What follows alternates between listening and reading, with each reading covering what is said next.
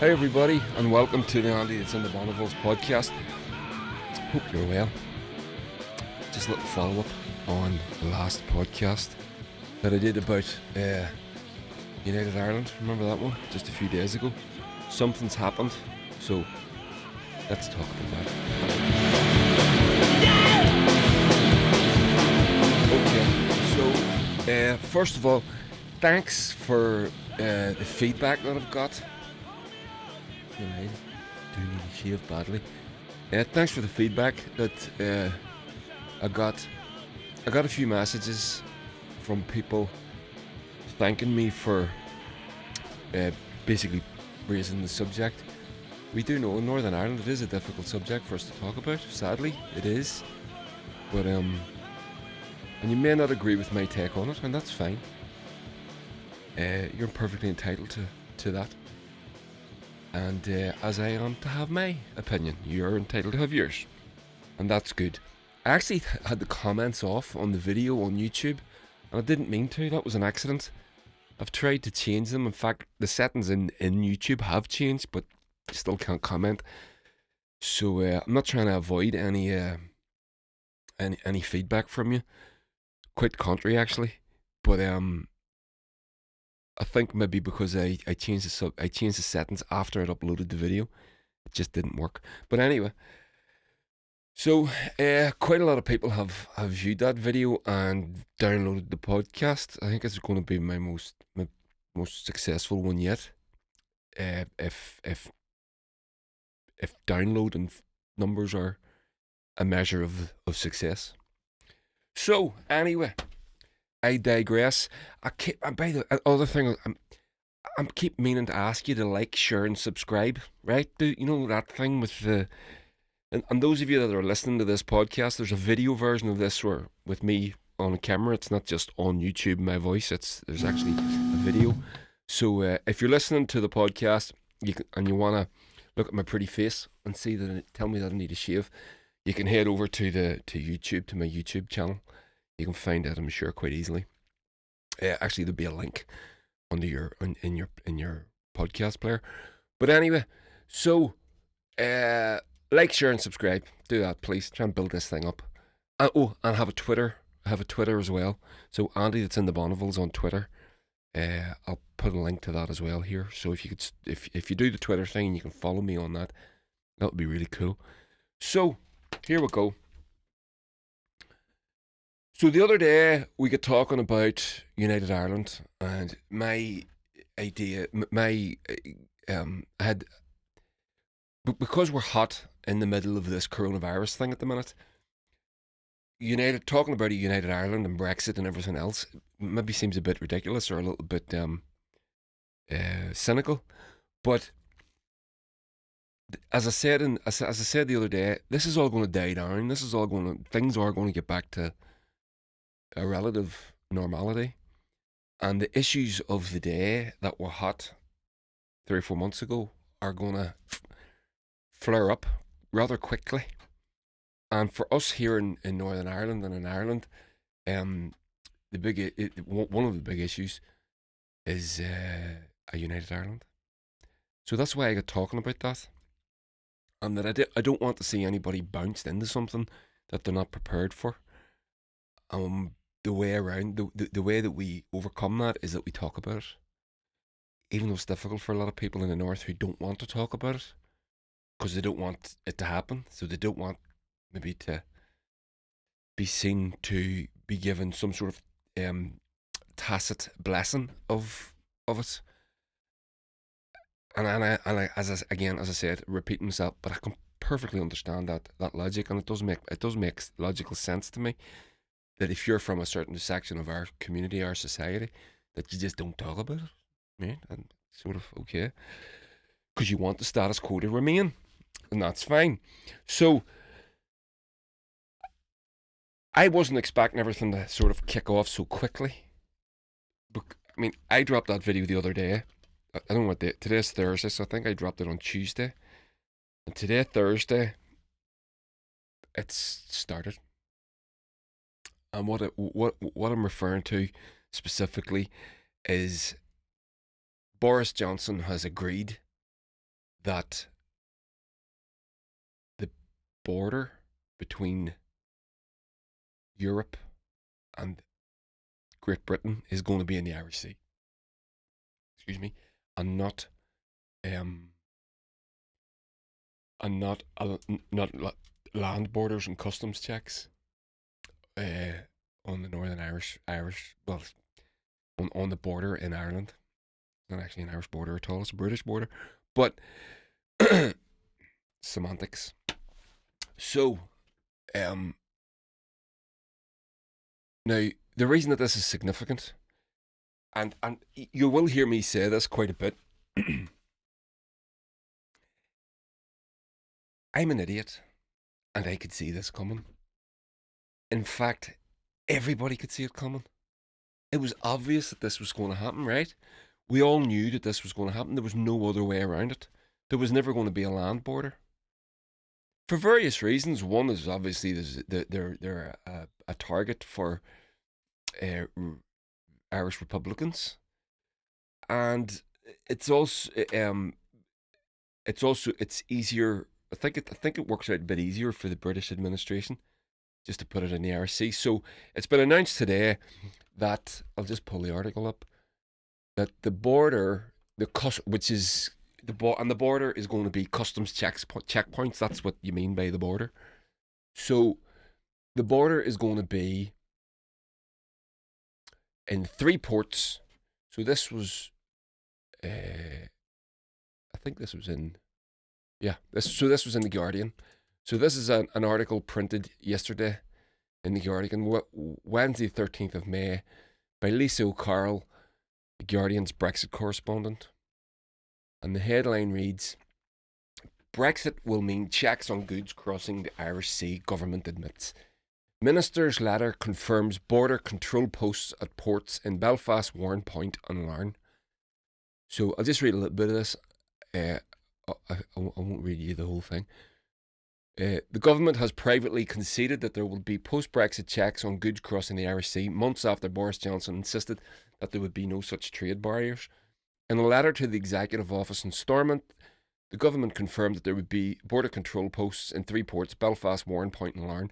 Declan Kearney, one of the 2 junior cabinet ministers in the Executive Office, the regional equivalent of the Cabinet Office in London, confirmed the details at the Select Committee session in Belfast on Wednesday.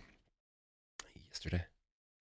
So now I've tried to get a response, or not me. I haven't tried to get a response. I've tried to see if there's been a response by the DUP or Sinn Féin or any of the political parties here yet. And as of now, me doing this, there hasn't been one that I could find. So, but I expect there to be one on the news. I watched the news at 1 o'clock and there was nothing. It's now 3 or 4 in the afternoon. There was nothing on the news at 1 o'clock.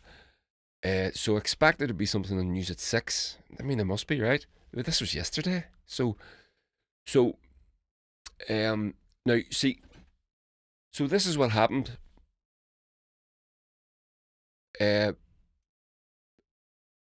don't know if you remember Leo Varadkar, the Taoiseach, going to the Whirl to meet Boris Johnson last year, in October last year. And they were going to, because the border issue was hotting up, because the 29th of January was fast approaching, Brexit Day. And so they were, the border issue was still the main issue of the day. For us, not for some. So Leo Varadkar and Boris Johnson hammered out an agreement which basically confirmed what everybody sort of knew, really, what the crack was, that the border was going to be in the Irish Sea. But you've got to remember,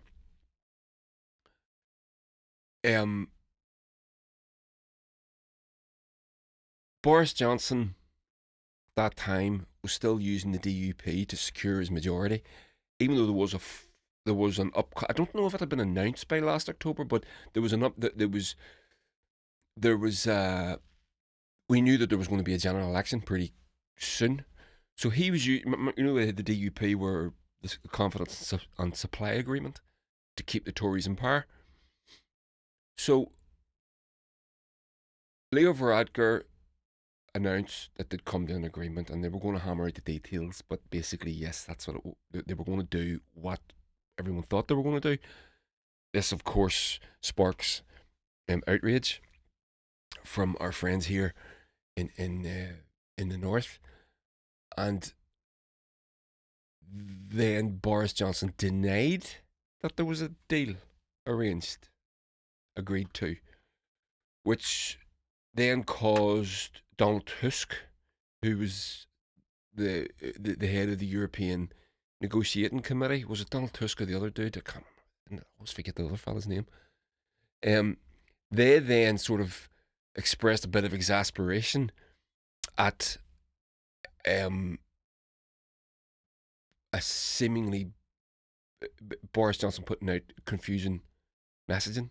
So basically, saying one thing in private and then another thing in public.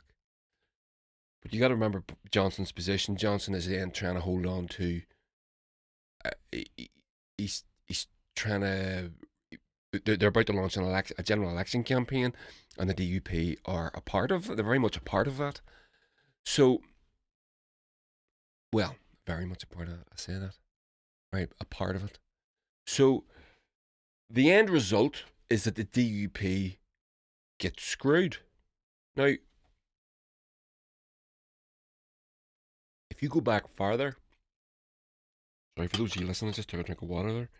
If you go back farther, do you remember Theresa May? Her idea was to put the border in the Irish Sea, right? Johnson was against that and campaigned against her. And Theresa May then she ran her general election campaign to try and secure a majority, and she ended up getting the Tory majority, which she already had, but she was looking at a bigger one. Got wiped out. That was Jeremy Corbyn when he came into with his first general election. So do you remember? Do you remember the timeline? But it goes back even farther than that.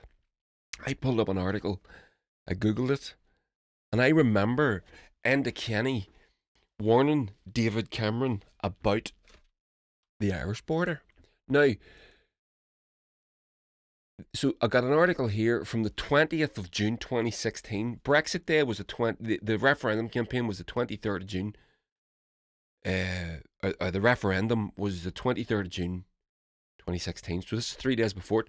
Irish PM Enda Kenny issues border warning over Brexit. And for those of you that don't know, Enda Kenny was the Taoiseach before Leo Varadkar. So now that was public. So he'd done it privately. So there was leaks and stuff. They do these things, how the media works within politics. So Enda Kenny had warned David Cameron before then, I think as early as 2015, that if you're going to do this, you need to get ready for the Irish border, because it's an issue. It's going to be a big issue. And it was never mentioned. And I remember it was a year after the election, the referendum thing, or the Brexit referendum, a year after it, because it was that 2-year transition period. You had the referendum, then you had a 2-year transition period, then they called the, what was this? I can't remember the name, Article 70 or something, that they were going to, 40, whatever, they were going to, basically, that was it, we're out. So, but that was only after, so you had the referendum, the campaign before the referendum, all the political talk before, which went on for 2 years. You had the referendum, then you had another year. Then the border issue becomes a mainstream issue. People start talking about it. Meanwhile, in Ireland, we're talking about it from 2015. And all that while, everybody was saying the same thing. Well, it's true. People were saying, so depending on what side of the coin that you were on, we're going to have the borders. We're going to be a land border. if you were pro-Brexit, and if you were against Brexit, it was going to be in the Irish Sea. And all that while, all the experts were coming out. We were hearing about the technological, uh, the technology that we could use to make sure that there's going to be no physical infrastructure. And everyone kept saying, "Well, let's see this technology. Where does this technology exist? Is it in operation anywhere in the world?" And it was no, it doesn't exist, and it doesn't exist anywhere in the world. So there was all this. It was obfuscating. It was all obfuscating, and I use the word obfuscate kindly. It was all lies. I could say it was lies, and one of the reasons that for me, before you even get into an issue, the bones of the meat and the potatoes of an issue, sometimes all you need to look around you and see is who your comrades are on the issue. And if you're sitting in the same side, if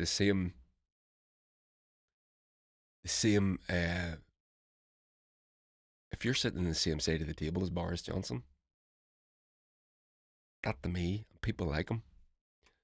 So, I'm not talking about English people.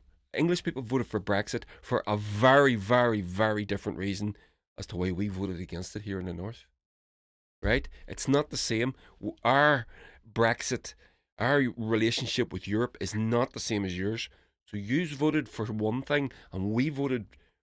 It was almost a different referendum, and we chose to stay, and we get dragged out. So please understand that if you're British, English, or whatever, and you voted to leave, that's fair. That's fair enough. You've got your reasons, and again, I understand them. I do. I've talked to a lot of my dear English friends, and they've explained things from their perspective, and I've explained things from my perspective, and we both understand each other.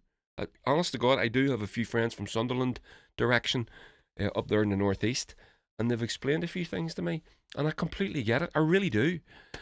But we, as much as maybe some people don't understand that, a lot of people don't understand why we voted to stay.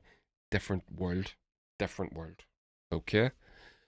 So, all that while, all the obfuscating and what is obfuscation and lies that has now come to fruition, and this is where it leads to where we are today in Northern Ireland, in the north. The DUP are the biggest party here. They're the leaders of Ulster Unionism and Ulster Loyalism, technically. I genuinely think the leadership is so bad. They're very, very bad. They're tactically, they're naive to be childish, because once you give away your leverage within politics, you've got nothing left. And when you're giving your leverage away to someone like Boris Johnson, a known liar, a man who is incapable of telling the truth, a man that is just so obviously a fraud and a lightweight, and you give away your leverage, and it may, the DUP, I'm not going to slag them off too much, but they seem to slavishly, to me, to follow the trappings of the state, if you know what I mean. So they love the big thing, they love the flags, and they love the band to the Queen, and they love all, and that's all fine. That's their, like, everyone's got their symbols. Oh, we've all got our symbols. We've all got our things that we cling to make us feel safe, and to give us help, our markers of cultural identity. And we've all got them. We've all got them. But when those markers of cultural identity blind you to obvious truths, right, then it's a problem. Boris Johnson goes to the DUP party conference and gets cheered from the rafters. You could see it, if you look at the footage on YouTube, it'd make you sick. They're delighted that he's there. I mean, they are foaming at the mouth. with joy that that man is at their conference, and I think it was in Ballymena or Belfast somewhere. It doesn't matter. But they're now in the in crowd. You know what I mean? That they're now, and the arrogance is hanging out of them. But it's at the cost of their own community, right? They've lost this. This is a big loss for their. I don't want to say their community. I hate saying their community and our community, but it's a big loss for their side of the argument. It's a big loss, and they need leadership. People that look to them need leadership, and they're not getting it. So that brings me back to my point about the talk about the United Ireland thing. They're not getting it. And this is another example of them not getting it. So you, as an individual, me as an individual, as a non-politician, we need to have the conversations and pass them on to them. This is what we need to do, because they're not going to do it. And they're going to bounce us into something that we're not ready for, because they're not going to have the conversation. Does that make sense? Does that all tie up? I'll read you another couple of things. So I read you an article there from The Guardian. Now here's another. I just googled a few things, and I pulled this article up from an online magazine. Oh, it's actually a proper magazine called Prospect. Don't know what it is. I know nothing about it. I don't know if it's right wing, left wing, liberal. I don't know anything about it. So, but the headline grabbed me. And this was written on the 31st of January 2020, this year. Back in the good old days. So, and it was written by a fella called Alex Dean. Brexit. Headline reads, Brexit. Why Johnson's claims of an open Irish sea border are mere fantasies. So we're starting to roll back now. So we're going from there's not going to be a border. No, that's wrong. So the onus was then put on the European Union. So it's then deflected back to the European, and it's presented as, if you want a border, you put a border. We're not putting a border in, from the British perspective, right? So here's this article. So the next thing is, okay, well, we're not going to have a border on the land, but we're not going to have a border in the sea either. So we're going to have an open sea border. So this is 2020. The status of Northern Ireland has proved one of the thorniest questions of Brexit process. Theresa May's attempts to carve out a special date for the province sunk her premiership. A special deal for the province, pardon me. True, right? We now enter the transition with Boris Johnson claiming he has struck the perfect agreement which avoids a land frontier while guaranteeing unfettered access for Northern Ireland GB firms. All four parts of the UK have apparently left on equal terms. There will be no barriers to goods crossing the Irish Sea. This is a vital principle for the avowedly unionist Prime Minister, yet critics accuse him of misrepresenting the truth. Northern Ireland will effectively be enforcing EU customs rules. They say meaning paperwork and checks and controls will be required for goods crossing the border. GB and Northern Ireland firms will soon face new frictions, and the UK's internal market will be compromised. The row has grown increasingly heated in recent weeks, especially after chief Brexit negotiator Michel Barnier reiterated that the EU expects substantial controls. That was the guy whose name I couldn't remember, Michel Barnier. And who was right? So, who was right? Having spoken to politicians, civil service chiefs and independent experts, it is the consensus position that Johnson's promises ring hollow. A definite consequence of his deal is friction on the Irish Sea border once the transition ends, with all the implications that has for the integrity of the UK internal market. The only question is the extent of this. It is a shame that the Prime Minister continues to obfuscate, there's that word, a very good word to describe him, continues to obfuscate, and his decision to do so risks storing up trouble for the future. So there you have it. Basically what he's saying is because of the deal that Boris Johnson struck with the EU, there was always going to be a border in the Irish Sea. So when you go back to 2019, when Leo Varadkar goes to the World to meet Boris Johnson to work something out, they do work something out. But you got to remember this. It's based on the deal. What they worked out is based on the deal. Okay? The EU is a rules-based organisation. It's not to say they can't change the rules. They can. They change the rules for Northern Ireland more than once. But they're a rules-based organisation. So, I'm not to say they're completely... I'm not blowing smoke up the EU's hole or anything. I'm just saying. So, whenever Michel Barnier expresses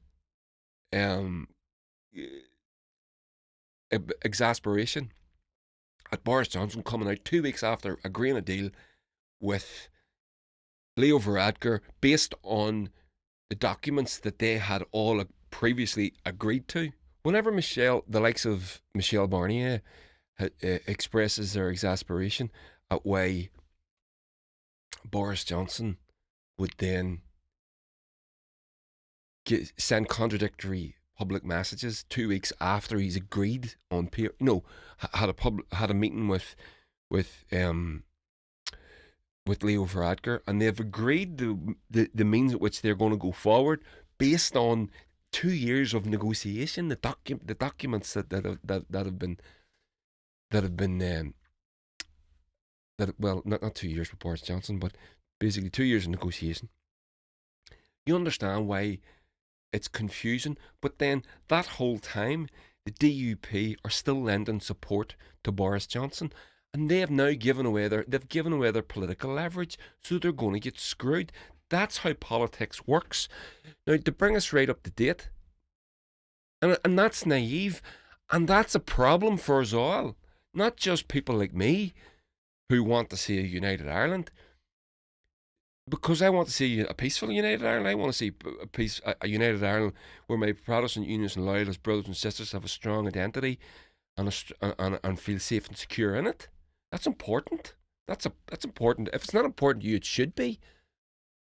So this article here, it's another one from that magazine, The Prospect, and this brings us up to December 14th, 2019. So this is after the election, and it's immediate, but it's written by a girl called Siobhan Fenton, and the new electoral reality in Northern Ireland and how the DUP have hit rock bottom. Now, what that refers to is, if you don't know, DUP lost a certain amount of votes. So did Sinn Féin, but the DUP were the biggest party. And a couple of their big hitters, like Nigel Dodge, lost his seat. And there was another one where they were expected to pick it up in North Down, and they didn't even get close to it. They lost it to the Alliance Party, which are like our Liberals. So, the DUP's fall from political grace has been as brutal as it has been inevitable. And that's the word here. Inevitability of all of this. In the wee hours after the 2017 general election, roars of celebrations from party leader Arlene Foster and her 10 MPs. So that's 2017 when Theresa May got a kicking, but the DUP did well. 10 MPs anchored around the Belfast Electoral Count Centre as they found out that they would hold the balance of power at Westminster. So Theresa May loses out, and there's those 10 extra seats that... Right? Now, the reality is that they should never have gone into that power sharing arrangement, because in the end, today, they were always going to get screwed. We were always going to get screwed. I remember saying this at the time. I think I probably podcasts out about it. It was obvious. The junior partner always gets screwed in a coalition government. Not that this was a coalition government, but the confidence supply arrangement. So Uh, 2 years. So 2 years later, in the same room, Foster and her colleagues could only look on, despondent and forlorn, as the results trickled in. The strong majority for Boris Johnson means Conservatives no longer need the backing of the DUP to govern, despite the Prime Minister's florid talk of wanting to preserve and prioritise Northern Ireland's union with the rest of the UK. Most people in Northern Ireland strongly doubt his word. Very true. The DUP should now expect to find itself cast aside by the Tories as suddenly as it was embraced in 2017. Right, I don't need to read any more of that. So that's um, um, exactly what happened. Exactly what happened. Oh, actually, this other little bit just caught my eye, so I should read it. So, however, it has been left high and dry by Johnson, whose Brexit deal creates a de facto border down the Irish Sea. But that entire time, the DUP were still backing Boris Johnson, who everybody knew was going to screw them. And then when I say everybody knew, I knew. So if I knew, they knew. They're bound to have known. They're not stupid. So, and this is where the problem lies for us all. Just the other day, I says, what if you get de facto bounced into United Ireland that you don't want, that you're not prepared for? Well, you've just been bounced into something that you don't want and you're not prepared for. Are you going to? Is the conversation going to start being? Are you going to start having that conversation? What is it going to take to open that conversation up? Do you know what I mean? As much as I want to see Northern Ireland have closer ties with the Republic of Ireland, that suits me. But I don't live in a bubble. I don't live in a vacuum. I've got relations and friends and neighbours. Well, not neighbours down here, but many friends who are from the other side of the community. Again, I hate using that fucking phrase. I don't think there is an other side of the community. But you know, what is it going to take? The conversation has to be had. And the onus is on the people that don't want a united Ireland to start the conversation. We all have to have the conversation. We all have to have it. We have to talk about it. Figure out what it is that we want. All polls have shown that the South is up for this. I think every poll ever done has said the number varies from a low 65 to a high 85%, depending on the poll. So that's not going to be a problem. That bit's not going to be a problem. What are we doing here in the North? And how do we ease that transition? So that's the point. So just to finish off with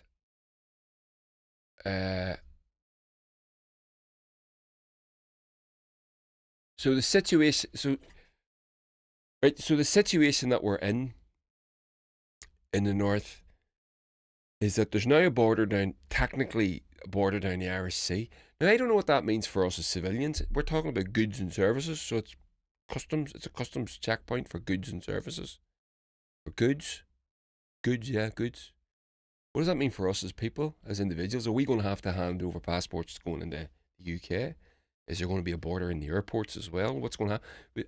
I don't think that's been spoken about, but if the Tories are saying no, then I would check my pockets after that, because they're not reliable. It's as simple as that.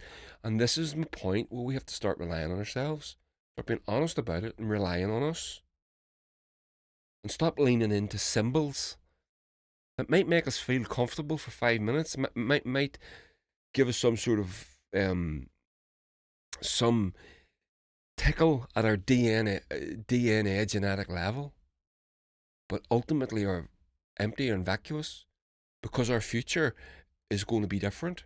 And I mean that both. So for Irish people who consider themselves nationalists, the things that we traditionally value symbolically, they may have to go. And for the people that consider themselves British, the things that you value symbolically may have to go, or they may have to be changed, or they may have your connection to them may be lessened. And that's called realpolitik is what it's practical politics. And that's what it's referred to. And we're all going to have to do it. I think it's becoming increasingly obvious. There's a border down the Irish Sea. Is it going to be on the news tonight? I don't know. I'm going to go and check it now. We'll find out. So there we go. I'm not going to do any record recommends because I'm going to go get my dinner. But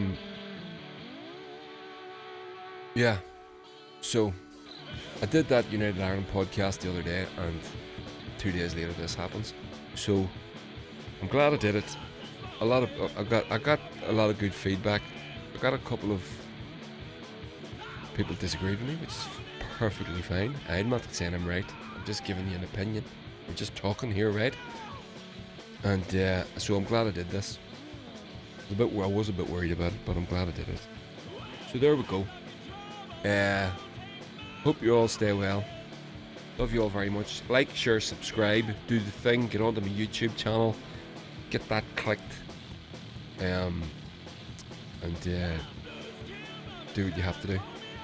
Most of all, talk to your friends, talk to your colleagues, talk to your family, have the discussion, try and keep it real. Stay the fuck away from them conspiracy theories, but we'll get there anyway. Peace out. Love y'all.